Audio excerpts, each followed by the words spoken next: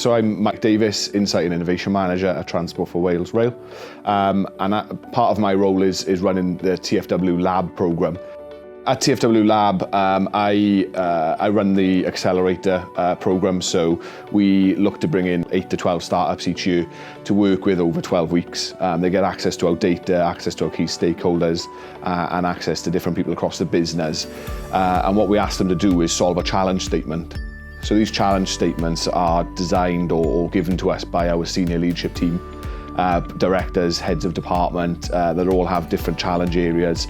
And then we push these challenges out to the startup community and invite them to show us their solutions. We then bring them in, and over a 12-week process, we develop that solution in order, at the end, they then pitch to us their solution, and we choose a winner, and we continue to work with the winner. However, what we've found in previous cohorts is we've actually continued to work with quite a few companies. So we've had over 300 applications for the lab.